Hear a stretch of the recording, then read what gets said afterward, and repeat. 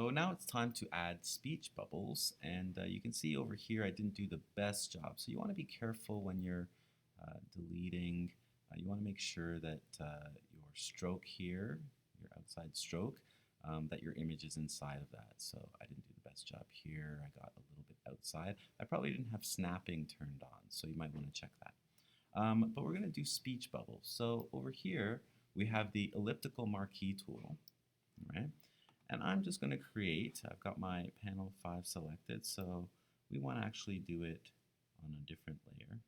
So I'm going to come over here to speech bubbles, and I've got stroke 10 points over here, 10 pixels.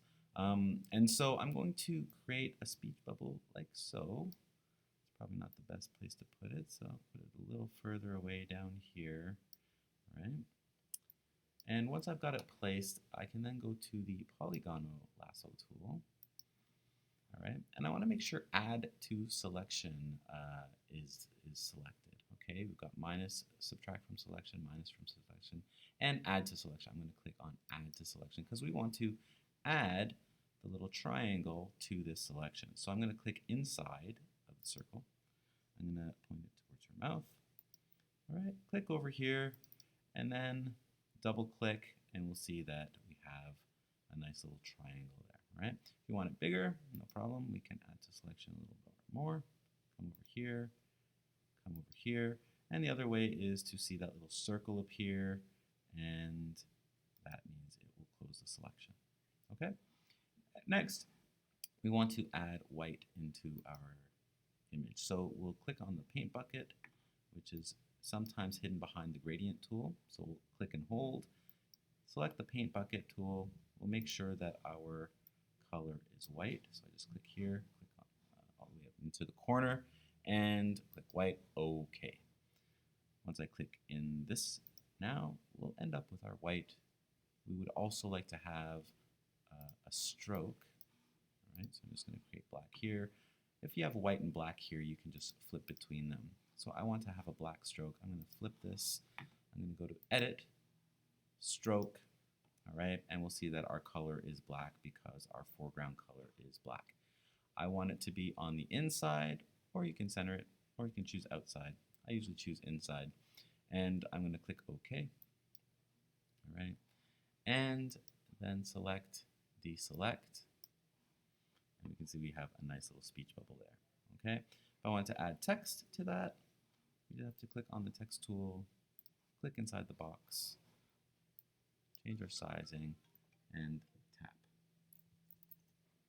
Right? And there we have our text. Click Enter. Oops. Click the checkbox over here, and then we should be fine. There you have it. Now, if you wanted to create